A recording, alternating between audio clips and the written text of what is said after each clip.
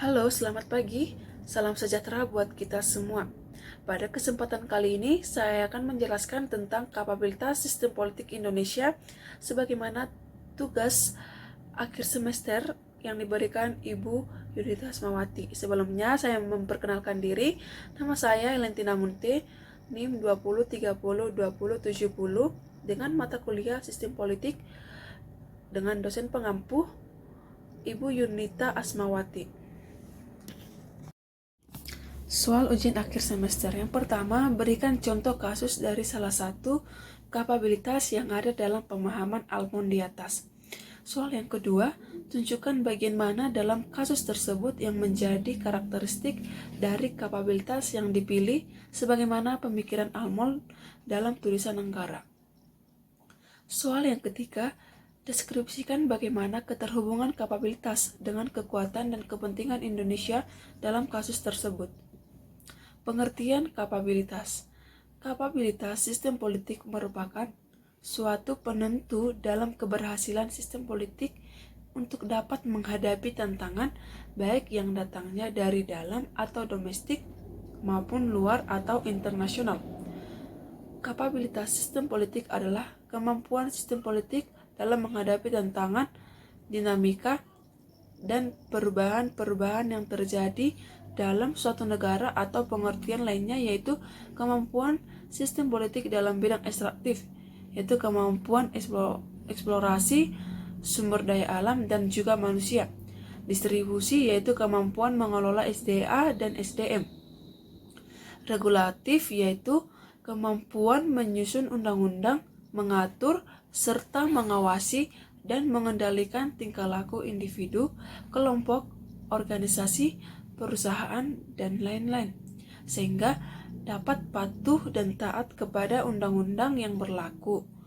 Simbolik yaitu kemampuan untuk membangun pencitraan terhadap kepala negara atau juga rasa bangga terhadap negaranya. Responsif yaitu kapabilitas untuk menciptakan daya tangkap kepada masyarakat dan dalam negeri serta internasional atau hubungan interaksi dengan luar negeri untuk mencapai tujuan nasional seperti dalam pembukaan Undang-Undang Dasar 1945. Apa itu kapabilitas ekstraktif? Kapabilitas ekstraktif yaitu ukuran kinerja sistem politik dalam mengumpulkan sumber daya alam atau SDA dan sumber daya manusia atau SDM dari lingkungan domestik maupun internasional. Kemampuan SDA biasanya masih bersifat potensial sampai kemudian digunakan secara maksimal oleh pemerintah, seperti pengelolaan minyak tanah, pertambangan, yaitu batu bara, emas, timah, dan lain-lainnya. Yang ketika datang, para penanam modal domestik maupun internasional itu akan memberikan pemasukan lagi bagi pemerintah berupa pajak. Pajak inilah yang akan menghidupkan roda pemerintahan dan pembangunan. Untuk jawaban nomor 1, yaitu contoh kasus pemerintahan, yaitu contoh kasus pemerintahan Jokowi telah melakukan terobosan nyata berupa kemampuan melakukan negosiasi dengan pihak Freeport, Caltex, and Arum. Ketiga perusahaan besar ini menggali sumber daya alam yang dimiliki oleh Indonesia, akan tetapi masih dikelola oleh pihak asing. Akan tetapi, meskipun ketiga perusahaan itu masih dikelola oleh pihak asing, Indonesia mampu mencapai negosiasi khusus untuk Freeport kepemilikan saham sebesar 51%. Artinya bahwa pemerintahan dianggap mampu mengendalikan perusahaan besar yang masih menggunakan campur tangan pihak luar. Selain itu, pemerintah saat ini telah banyak memanfaatkan tenaga kerja di daerah setempat yang memiliki kapasitas untuk menggali dan mengelola sumber daya alam yang ada di tanah air sendiri. Dengan kondisi seperti ini, pemerintah telah memanfaatkan hasil dari kekayaan alam Indonesia untuk menjalankan roda pemerintahan. Selain itu, dampak dari kemampuan negosiasi tersebut berimplikasi pada perlibatan warga setempat untuk bisa bekerja di perusahaan tersebut. Dengan demikian, dipandang dari kemampuan ekstraktif, pemerintahan saat ini telah melakukan terobosan.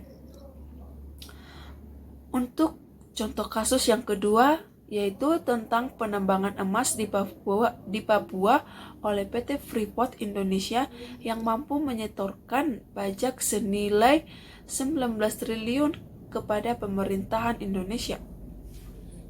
Walaupun kapabilitas ekstraktif ini telah dilakukan, namun pada kenyataannya sumber-sumber material belum mampu mengelola sumber daya alam untuk mensejahterakan rakyat. Masyarakat tetap saja bergumul dengan kemerelatan dan kemiskinan karena kontribusi pajak senilai 19 triliun itu dinilai tidak sebanding dengan eksploitasi yang dilakukan oleh PT Freeport Indonesia yang berdampak pada kerusakan lingkungan yang berupa limbah produksi yang dibuang ke sungai. 75% hingga 90% tanah dikuasai pihak asing yang menunjukkan bahwa kapabilitas ekstraktif sistem politik kita lemah karena sistem politik tidak mampu menghadirkan regulasi yang melindungi tanah air Indonesia.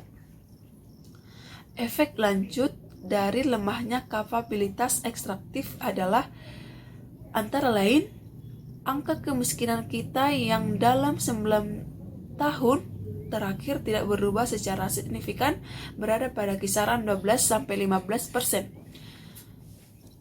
Untuk jawaban yang nomor 2, yaitu tentang bagian yang menjadi karakteristik kapabilitas, yaitu yang pertama, bahwa pemerintahan dianggap mampu mengendalikan perusahaan-perusahaan besar yang masih menggunakan campur tangan pihak luar.